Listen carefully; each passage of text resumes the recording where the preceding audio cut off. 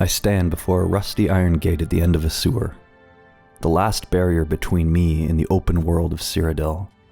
My finger hovers over the controls. This is it, that iconic threshold every Elder Scrolls player talks about.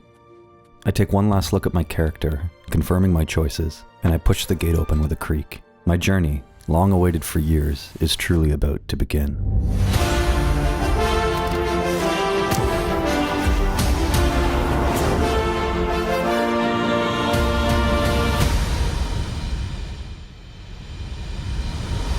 I step out and am immediately bathed in golden daylight.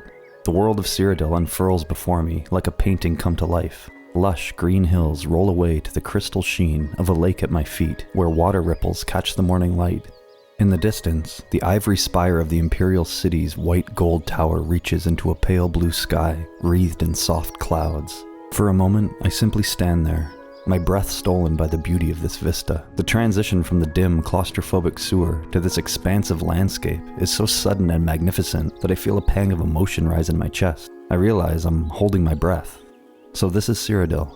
I can hear birds chirping somewhere in the canopy and the distant babble of a creek feeding into the lake. The sensory details might be imagined as much as real, yet my mind eagerly fills in the gaps. This is, after all, a role-playing game. Standing on that muddy shore, I find myself overwhelmed with an unexpected nostalgia. How is it possible to be nostalgic for a place I've never been? Perhaps it's the knowledge that this scene has been experienced by thousands of others over nearly 2 decades, a shared memory in gaming history. Or perhaps it's the tone of the world itself. Bright, unashamedly idyllic, like a childhood storybook come alive. In an age of gritty, open worlds, Cyrodiil's radiant beauty is disarming. This feels like stepping into a simpler time, a more innocent adventure. The moment is profoundly quiet and personal. There are no urgent objectives flashing on the screen, no NPC tugging at my sleeve to hurry along. I'm free to just be in this world, to soak in its beauty. And so I do. I pan the camera slowly, marveling at the distant mountains that frame the horizon with shades of soft blue and gray. The whole scene is bathed in a gentle sunlight that seems to make the colors glow. There's a subtle haze in the distance that gives everything a dreamlike softness. It feels like remembering a dream. And it's at this moment I understand why people call this experience magical. The first steps into Cyrodiil are not just a reveal of the game's world, they're an emotional revelation. I feel free in a way that no game in recent memory has made me feel. I have no direction imposed on me now except what I choose.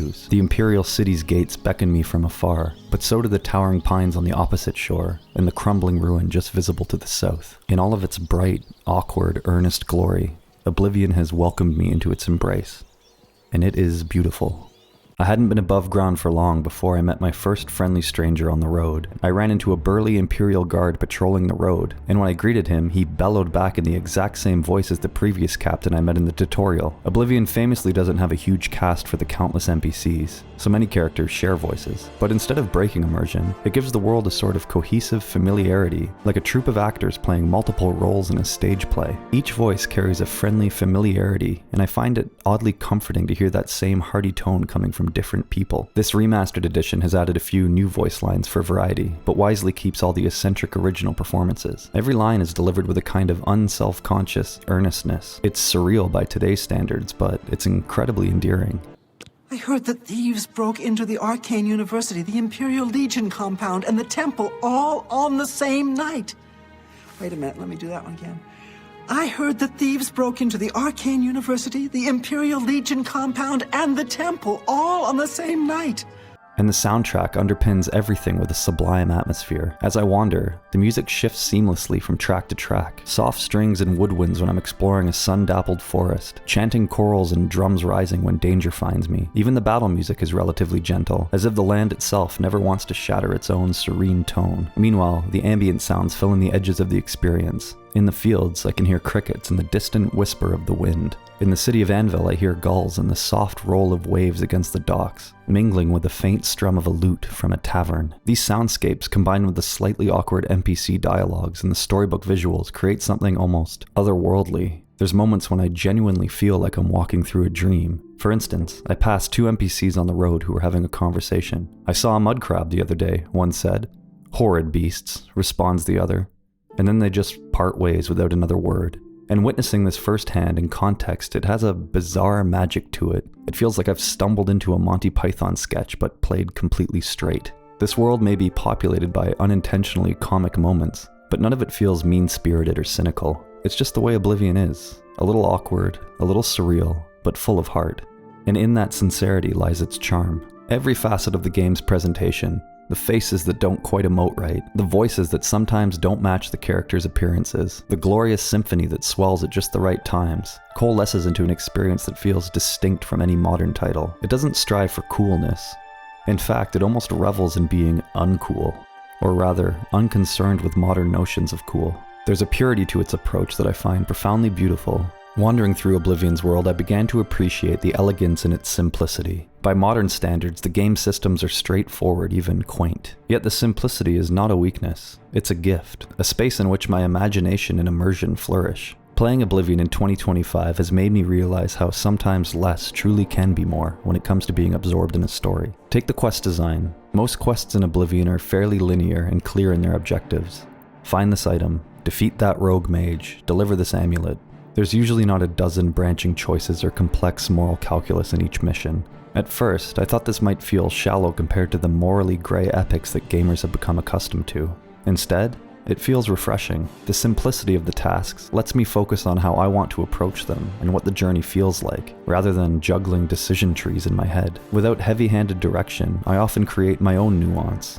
Combat and magic too are relatively simple to grasp. Within a few hours I understood the basics: swing sword, block, cast heal, repeat. Alchemy involves mixing a few ingredients in a mortar and pestle to see what potion emerges. There's a bit of experimentation, but it's not an over-engineered craft system with complex recipes. And you know what? That's wonderful. Because the mechanics aren't overly convoluted, I quickly moved from learning the game to living the game. Muscle memory took over, and I was free to be immersed in the experience, rather than the rules. The simplicity of combat frees me to feel the tension and excitement naturally. Similarly, the act of mixing potions in a quiet moment at an inn, tossing some lavender and aloe vera into my kit to see if it makes a healing draught, becomes a relaxing, almost meditative minigame. There aren't hundreds of potion effects. There are just enough to be useful and fun. I often find myself mentally filling in the scene, my character grinding herbs by candlelight, recalling a recipe a friend in the Mages Guild mentioned. In Oblivion, silence and stillness are a part of the experience. You can sit on a rock by a stream, do absolutely nothing productive, and the game is perfectly fine with that. In those quiet moments, I catch myself feeling truly present in the world, as if Cyrodiil were a real place, and I an actual traveler resting my legs. Oblivion's beautiful gift to the player is this. It gives you just enough story to care, enough challenge to engage, enough beauty to marvel at, and then trusts you to take it from there. Perhaps the most touching aspect of Oblivion, playing it fresh in 2025, is its sincerity. There's an unguarded genuineness in its storytelling and tone that stands in stark contrast to the often dark and cynical modern RPGs. The main storyline of Oblivion is, on the surface, a classic tale of good versus evil. The Emperor's murder, the arrival of demonic Oblivion gates across the land, the search for the lost heir, and the battle to save Tamriel from destruction. It's a plot that could have come straight out of a high fantasy novel from decades past. There's no attempt to deconstruct the hero's journey here. Instead, the game unabashedly embraces the grandeur of its narrative. When I finally decided to pursue the main quest and arrived at Kvatch, a city besieged by a flaming portal to the hellish plane of Oblivion, I was struck by how sincere the entire scenario was. Guards and refugees were in distress, the sky was ablaze, and the urgency of saving the people was palpable.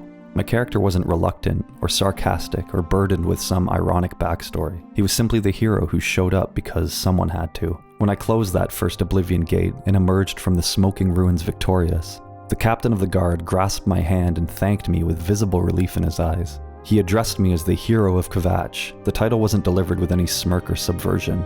It was said with gratitude and respect. It was a straightforward, old-school, heroic moment, and it moved me, more than I expected.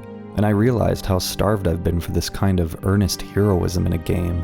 Heroism not tarnished by moral ambiguity or undercut by satire. Oblivion believes in heroes, and this sincerity permeates even the smaller stories in the game. There was a quest involving the ghost of an old man in a coastal village who couldn't rest because he regretted a mistake in his past. It wasn't a grand quest, just a local legend I decided to investigate. It culminated in me finding a lost love letter and delivering it to the ghost's widow, now a frail elderly woman. She read the letter and softly said, "I forgave you long ago, my love." And in that instant, the ghost appeared beside her, thanked me with a gentle smile, and then faded away. It was so overtly sentimental. The game didn't try to undercut the emotion or play it for cheap horror or comedy. It treated this little tale of love and regret with respect and warmth, like something out of a folk tale. So many modern games might throw in a twist. Maybe the ghost was evil, or the widow had a dark secret, to shock the player. But Oblivion just lets the story be what it is. Sweet, sad, and ultimately hopeful. It trusts that such a story told with sincerity is enough to captivate. And it was. In the modern gaming landscape, I often encounter a kind of defensive irony. Stories that avoid earnestness for fear of seeming corny. You can watch my Cyberpunk video for more on that. Oblivion is refreshingly free of that. It plays everything straight. And by doing so, it allows moments of true emotion to bloom without shame. And in 2025, I find that incredibly moving. It's as if the game is challenging my jadedness, encouraging me to drop the ironic shield I might carry and just feel. Oblivion's sincerity disarmed me, and I'm grateful for that. It taught me that a story doesn't need to be subversive to be powerful. It just needs to be true to itself. And Oblivion, bless its earnest soul, is as true and heartfelt as any game I've ever played. Stepping into Oblivion in 2025 has truly felt like stepping into a time machine. In many ways, I'm inhabiting a world built nearly 2 decades ago, experiencing design philosophies and a spirit of game making from another era. From the moment I saw that dated yet beautiful opening menu, I felt like I had been transported back to 2006, a mix of ambition and limitation that gives them a distinct feel. Oblivion Remastered, with all its visual improvements, still carries that texture beneath the polish. It's in the slightly clunky inventory interface, the way the dialogue options are presented, the occasional loading pause between world areas, and the certain innocence in its storytelling as I described. These things might be seen as antiquated by some, but to me, experiencing them for the first time now is enchanting. It's a window into a past chapter of gaming history that I missed. I find myself appreciating choices the developers made back then, understanding how they were pushing boundaries at the time. In a sense, I'm communing with both the game and the memories others have layered onto it. The first time I wandered into the Imperial City and heard the grand brassy fanfare that plays, I got chills. Not just from my own excitement, but from the awareness that this moment was iconic for countless people before me. It's like visiting a famous landmark for the first time. You feel your own awe, but you also feel the collective awe of others who've stood there. Oblivion in 2025 is absolutely a nostalgia trip, even for someone who has no personal nostalgia for it. It carries that nostalgic aura of its era, which is somehow a shared cultural memory in gaming. Yet for all that looking back, what strikes me even more is how relevant and welcome Oblivion's experience is today. In fact, it feels in some ways fresher than a lot of current games because of how different it is. Trends have come and gone, genres evolved, but coming from that time machine of the sewers in Cyrodiil, I didn't feel like I was playing something obsolete. On the contrary, I felt like I discovered a lost gem. In an age of massive open world games that sometimes sacrifice soul for scale, or inundate you with live service grind, Oblivion's single-player, no-strings-attached adventure is downright radical. No season pass, no daily login bonus, no cosmetic store. I had almost forgotten what that felt like. To have a game world exist solely for my enjoyment, and not as a platform for continuous monetization. Moreover, Oblivion's design reminds me that old school is not a bad word. It's just a different flavor. For instance, the way it handles quests and map markers has actually attuned me to listen to NPC dialogue more carefully, and read in-game books for hints. At one point, I found myself scribbling notes on paper about an ongoing quest puzzle, something I haven't done with a video game in ages. It was strangely exhilarating to rely on my own wits again, rather than expecting the game to solve itself for me. It dawned on me that modern RPGs often streamline away these little challenges in the name of convenience, but Oblivion quietly encourages them, and I'm better for it. It's teaching me patience and attentiveness, values that might have been more assumed in game design of the past. These are qualities that absolutely still speak to our present. Maybe we need them now more than ever in a world where attention is so fragmented. Oblivion has become a conversation between past and present gamers. And with this remaster, even more people are talking about it again, reevaluating it, appreciating it anew. It's a wonderful reminder that great games can be timeless in the sense that they will always have the power to capture imaginations, no matter when you play them. Playing Oblivion for the first time has been, in a word, beautiful. Beautiful in the literal sense. I've witnessed sunsets that took my breath away and strolled through forests that felt enchanted, but even more so in the intangible sense. It's beautiful because how it made me feel. In an era where it's easy to become jaded, Oblivion made me feel joyously unguarded. I laughed without cynicism, cared without skepticism, and dreamed with eyes wide open. Oblivion allowed me to time travel, not only to 2006, but in some ways back to my own younger self, the one who believed wholeheartedly in magical kingdoms and noble quests. And yet, this has also been very much a 2025 experience. I appreciate what this game is doing all the more because of everything that's come since. I know that even after I shut down the game, the feelings it evoked will stick with me. I'll probably hum Oblivion's soothing town tune while making dinner. I'll see a particularly nice real-life sunset and think of the Gold Coast by Anvil. I might even dream of walking those golden roads under the Imperial City's gaze. I hope the emotion is clear. In a modern age, The Elder Scrolls 4 Oblivion has shown me something timeless. That sincerity, wonder, and a well-crafted world can combine to create an experience of pure, soulful beauty. And so, with a total sincerity the game has instilled in me, playing Oblivion for the first time is truly beautiful.